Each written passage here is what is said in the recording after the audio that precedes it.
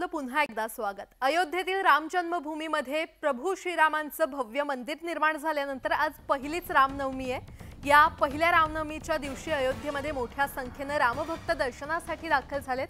अयोध्येतील शरयू नदी घाट, हनुमान गढी आणि राम मंदिर परिसर भाविकांनी फुलून गेलेत। दुपारी 12 वाजता रामलल्लाच्या मस्तकी होणारा सूर्यटिळक अर्थात सूर्यकिरणांचा अभिषेक यंदाच्या रामनवमीचं सगळ्यात मोठं आकर्षण असेल। साधारणपणे 4 मिनिटं रामाच्या मस्तकावर सूर्यकिरणांचा अभिषेक होणार आहे। अयोध्येतील संभाव्य गर्दी लक्षात घेता अयोध्या शहरात अत्यावश्यक सेवेतील वाहनं वगळता इतर सर्व वाहनांना बंदी घालण्यात आली आहे। तसेच भाविकांच्या गर्दीचं नियोजन करण्यासाठी प्रशासनाने अतिरिक्त पोलीस तैनात केलेत। आणि या संदर्भात अधिक माहिती देत आहेत आमचे प्रतिनिधी उदय जाधव आपल्यासोबत जोडले गेलेले आहेत। उदय, खरं तर रामलल्लांचं भव्य मंदिर निर्माण झाल्यानंतर ही पहिलीच रामनवमी अयोध्येमध्ये साजरी होते। कशा प्रकारचं वातावरण आहे?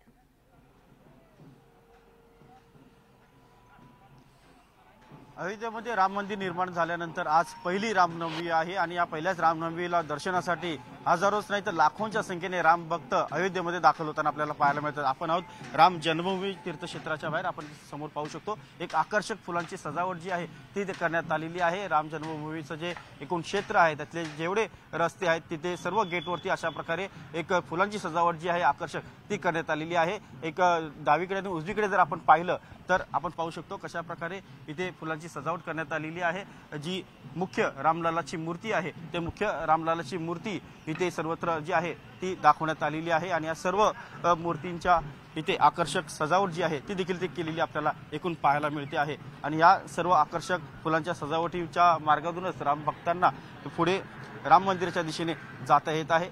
आणि आज विशेष करून इथे प्रशासनाने विशेष असं नियोजन देखील केलेलं आपल्याला पाहायला मिळतं आहे। कारण संपूर्ण अयोध्या नगरीमध्ये वाहतूक बंदी जी आहे सार्वजनिक असेल किंवा खाजगी असेल ती पूर्णपणे बंद ठेवण्यात आलेली आहे। फक्त अत्यावश्यक सेवांनाच फक्त इथे आतमध्ये प्रवेश जे आहे वाहनांना ते देण्यात आलेला आहे। पोलिसांची कुमक देखील मोठ्या संख्येने वाढवण्यात आलेली आहे कारण लाखोंच्या संख्येने भाविक जे आहेत रेल्वे स्टेशन किंवा एअरपोर्ट असेल किंवा इतर वाहनांनी इथे पोहोचत आहेत। त्यामुळे या सर्व भाविकांना आतमध्ये कुठेही त्रास होऊ नये अयोध्या नगरीमध्ये, त्यामुळे फक्त त्यांना चालत जाण्याचा पर्याय जो आहे तो फक्त इथे ठेवण्यात आलेला आहे। आणि आज दिवसभरामध्ये वेगवेगळी पूजा जी आहे त्या देखील इथे आयोजित करण्यात आलेल्या आहे। मात्र मुख्य जे आकर्षण आज रामनवमीच्या दिवशी असणार ते म्हणजे सूर्यतिलक।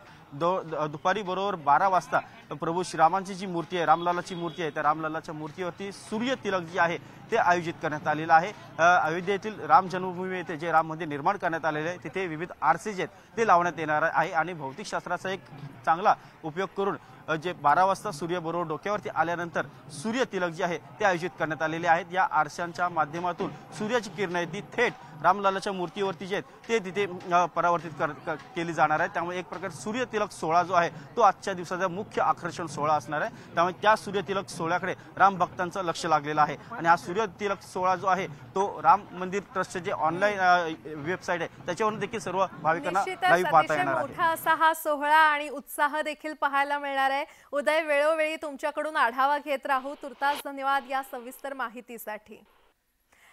यासोबतच बातमीपत्रामध्ये आणखीन एक छोटासा ब्रेक। पाहत रहा न्यूज 18।